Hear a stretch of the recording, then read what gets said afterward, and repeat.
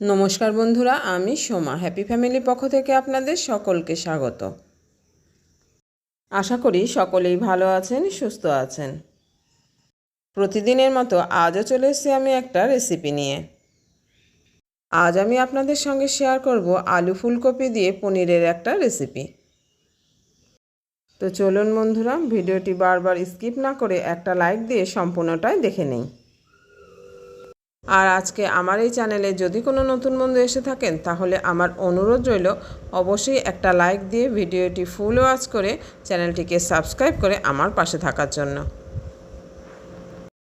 আর হ্যাঁ বন্ধুরা, সাবস্ক্রাইব করার সময় পাশে থাকা বেল বাটনের অল অপশানটা কিন্তু সিলেক্ট করে রাখবেন, তাহলে যখনই কোনো আমি নতুন ভিডিও আপলোড করব সঙ্গে সঙ্গে তার নোটিফিকেশান আপনি পেয়ে যাবেন আর আপনি আপনার সময় মতো সেটাকে দেখে নিতে পারবেন।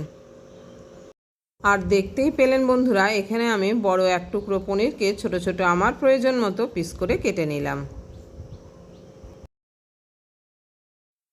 আর এই যে আমার বাজারও চলে এসছে, একটা ফুলকপিও রয়েছে, তাই আজ ইচ্ছে হলেও ফুলকপি দিয়ে আর পনির দিয়ে রান্না করার। অনেক দিন পর বাজার থেকে ফুলকপি এলো, কেননা শীতকালে তো আমরা নিজেরাই ফুলকপি লাগিয়ে থাকি। গরমের ফুলকপিও লাগানো হয়েছে, তবে গাছ এখনও ছোট আছে, ভাবছি কদিন পর আপনাদের সঙ্গে সেটা শেয়ার করব। তবে নিজেদের জমিতে ফুলকপি থাকলে এই ধরনের ফুলকপি কিন্তু আমাদের ফেলে দেওয়া হয়, আর এখন অসময়ে এটাকে কিনে খাওয়া হচ্ছে। এর সঙ্গে কিন্তু একটাও পাতা ছিল না, শুধু ফুলটাকে কেটে বিক্রি করেছে, তাই এই এক পিসের দাম 20 টাকা। অসময়ের ফুলকপি দাম দিয়ে কেনা, তাই খুব একটা আমি বাদ দিলাম না, এই লম্বা লম্বা ডাঁটি সমেত কেটে নিলাম। আর এদিকে আমি একটা মিক্সি জারে আদা, পেঁয়াজ, রসুন ও কাঁচা পাকা লঙ্কা গুছিয়ে নিয়েছি পেস্ট করব দেখে, কিন্তু হঠাৎই কারেন্ট চলে যায়, আমাকে এগুলোকে আবার সব বটিতে কেটে নিতে হয়েছে। এখানে অর্ধেকটা ক্যাপসিকাম আর একটা পাকা টমেটোকে আমি ছোট ছোট টুকরো করে কেটে নিলাম। আর এর সঙ্গে মাঝারি সাইজে দুটো পেঁয়াজকে কুচিয়ে নিয়েছি, এক টুকরো আদাকে গ্রেট করে নিয়েছি, আর 8-10 কোয়া রসুনকে আমি থেতো করে নিয়েছি, আর কয়েকটা কাঁচা পাকা লঙ্কা চিরেও নিলাম। বাইরে হঠাৎ করেই বৃষ্টি নামলো আর এদিকে কারেন্ট চলে গেল। এখন হঠাৎ কারেন্ট চলে যায়, আমাকে এগুলোকে আবার সব হাতে কেটে নিতে হয়েছে রান্না করার জন্য। আর মিক্সি জার এগুলো এরকম থাক, পরে এটাকে পেস্ট করে নেব। আর এদিকে আমি কেটে রাখা ফুলকপির টুকরোগুলোকে ভালো করে জল দিয়ে ধুয়ে নিয়ে গরম জলে একটু ভাপিয়ে নিলাম। অসময়ের ফুলকপি যখন রান্না করবেন অবশ্যই কিন্তু মনে করে একটু গরম জলে লবণ দিয়ে ভাপ দিয়ে নেবেন। আর এদিকে আমি গ্যাস ওভেনে কড়াই বসিয়ে দিয়েছিলাম, কড়াইটা গরম করে নিয়ে দিয়ে দিলাম এতে পরিমাণ মতো সর্ষের তেল। এবার তেলটাকেও একটু গরম করে নেব। এই যে বন্ধুরা, তেলটা গরম হয়ে গেছে, এখন আমি এর মধ্যে দিয়ে দিলাম একটা চেরা শুকনো লঙ্কা আর সামান্য পরিমাণে লবণ। এখন একটু নেড়ে চেড়ে নিয়ে এর মধ্যে দিয়ে দিলাম কেটে রাখা পনিরের টুকরোগুলোকে। এখন আমি এটাকে বেশ লাল লাল করে ভেজে নেব। তবে পনির আপনারা যে যেরকম ভাজা পছন্দ করবেন সেইভাবেই ভেজে নেবেন। এখানে আমি হালকা লালচে করে ভেজে নিলাম। এই যে বন্ধুরা, পনিরটা কিন্তু আমার ভালো করে ভাজা হয়ে গেছে, এখন এগুলোকে আমি তুলে নেব অন্য একটা পাত্রে। আমি কিন্তু যখনই পনির ভাজি ঠিক এই রকমই হালকা লাল করে ভেজে নেই, যাতে গায়ে একটু দাগ থাকে, তাহলে কিন্তু পনিরগুলো খেতে খুব টেস্টি হয়। আমি কিন্তু পনিরগুলোকে অন্য একটা পাত্রে তুলে নিয়েছি, আর কড়াইটাও এখন খালি হয়ে গেছে। আর কড়াইতে তেলের পরিমাণ কম থাকায় আমি আরও একটু তেল দিয়ে দিলাম। আর রান্নাটা কিন্তু বন্ধুরা সর্ষের তেলে করলেই ভালো লাগবে। এখন তেলটাকে গরম করে নিয়ে আমি দিয়ে দিলাম সামান্য পরিমাণে সাদা জিরে ও চিড়ে রাখা একটা শুকনো লঙ্কা। এখন এটাকে একটু নেড়ে চেড়ে নিয়ে আমি এর মধ্যে দিয়ে দিলাম কেটে ও ধুয়ে রাখা আলুর টুকরোগুলোকে। এখানে আমি মাঝারি সাইজের দুটো আলুকে এইরকম লম্বা লম্বা টুকরো করে কেটে নিয়েছি। আলুগুলো দিয়ে এখন আমি দিয়ে দিলাম সামান্য পরিমাণে লবণ। লবণ দিয়ে আলুটাকে হালকা করে ভেজে নিতে হবে। 4-5 মিনিট নেড়েচেড়ে আলুটাকে ভেজে নিয়েছি। এখন আমি এর মধ্যে দিয়ে দেবো কুচি করে রাখা পেঁয়াজের টুকরোগুলোকে।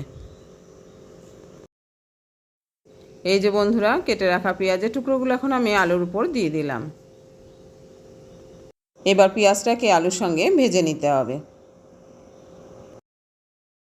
এই যে বন্ধুরা, এটাও আমি 3-4 মিনিট ধরে নেড়েচেড়ে পেঁয়াজগুলোকে হালকা করে ভেজে নিয়েছি। এখন আমি এর মধ্যে দিয়ে দিলাম থেতো করে রাখা রসুনটাকে।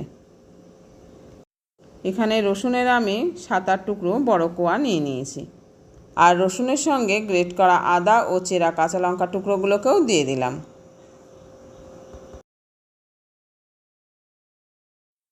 এখন একটু সময় নিয়ে নেড়েচেড়ে সবগুলোকেই ভেজে নিতে হবে।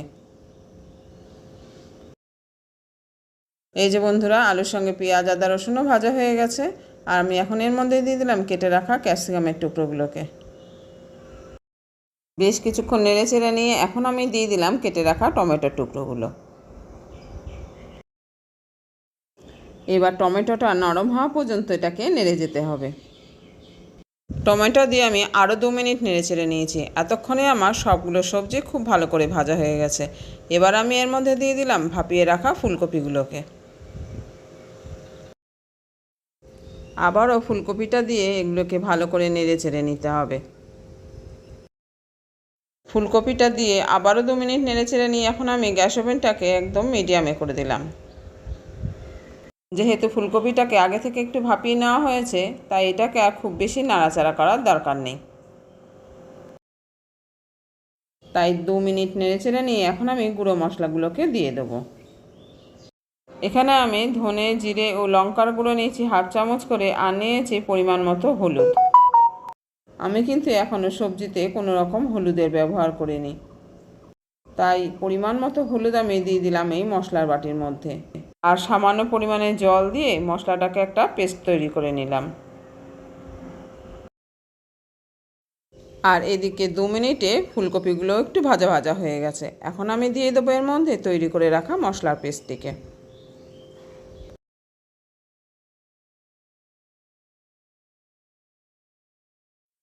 এই যে বন্ধুরা, তৈরি করে রাখা মশলার পেস্টটিকে আমি এখন কড়াইতে দিয়ে দিলাম। এবার গ্যাসের ফ্লেমটাকে একটু বাড়িয়ে দিয়ে সবজি সমেত মশলাটাকে ভালো করে কষিয়ে নিতে হবে। এই যে বন্ধুরা, মশলা দিয়ে সবজিটা খুব ভালো করে কষানো হয়ে গেছে। এখন আমি এর মধ্যে দিয়ে দিলাম মশলার বাটিটা ধুয়ে সামান্য পরিমাণে জল।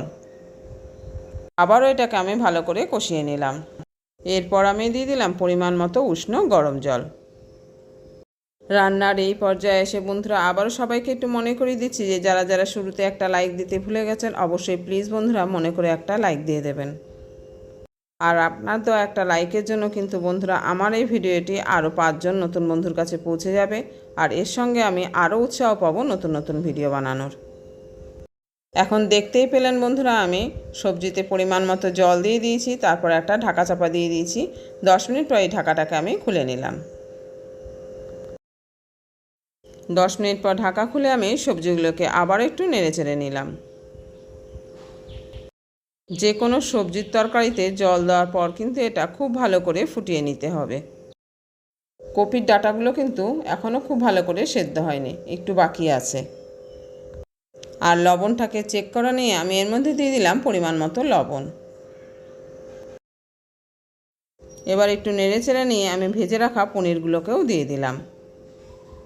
আপনারা কি লক্ষ্য করেছেন বন্ধুরা, যে পরিমাণে পনির আমি ভেজেছিলাম সেই পরিমাণে পনির কিন্তু এখানে নেই। ভাজার পর একটা দুটো করে পনির কিন্তু এখান থেকে অনেকটাই কমে গেছে। পনিরগুলো দেওয়ার পর এটাকে আবারও একটু ভালো করে নেড়েচেড়ে দিলাম। এবার কড়াই ঢাকাটাকে চাপা দিয়ে আরও 10 মিনিট আমি ফুটিয়ে নেব। ঠিক 10 মিনিট পর আমি কড়াই ঢাকাটা খুলে নিলাম। এখনও সামান্য কিছু উপকরণ দেওয়া এর মধ্যে আমার বাকি আছে। এখন আমি একে একে এর মধ্যে দিয়ে দেবো ঘি, গরম মশলা ও ধনেপাতা কুচি। এই যে বন্ধুরা, সামান্য পরিমাণে ঘি আমি দিয়ে দিলাম। এবার দিয়ে দিলাম গরম মশলা। এখানে আমি 1/2 চামচ গরম মশলা গুঁড়ো দিয়ে দিলাম। এই রকম আলু ফুলকপি ও পনির দিয়ে তরকারির মধ্যে ঘি গরম মশলা পড়লে কিন্তু বন্ধুরা কোনো কথাই নেই। এটা ভাত, রুটি ও পরোটার সাথে দারুণভাবে জমে যাবে যে কোনো সময়। এবার আমি এর মধ্যে দিয়ে দিলাম কিছুটা ধনেপাতা কুচি। এখন তো সারা বছরই শীতের সবজি পাওয়া যায়, তাই এগুলোকে পেতে কিন্তু বাজারে খুব একটা অসুবিধা হয় না। তবে শীতকালে এই সবজিগুলোকে খেতে যতটা ভালো লাগে, গরমে কিন্তু ততটা ভালো লাগে না। এর স্বাদ গন্ধ কোনোটাই থাকে না। এখন ঘি, গরম মশলা ও ধনেপাতা কুচি দিয়ে এটাকে ঢাকা চাপা দিয়ে 2 মিনিট রেখে দিলাম আমি গ্যাস ওভেনটা অফ করে দিয়ে। 2 মিনিট পরে এটা পরিবেশনের জন্য রেডি। তাহলে বন্ধুরা, আজকে ফুলকপি আলু দিয়ে পনিরের রেসিপিটা কীরকম লাগলো জানাতে কিন্তু ভুলবেন না। ভালো লেগে থাকলে লাইক, শেয়ার, কমেন্ট করবেন। আর নতুন বন্ধু এসে থাকলে চ্যানেলটিকে সাবস্ক্রাইব করে অবশ্যই আমার পাশে থাকবেন।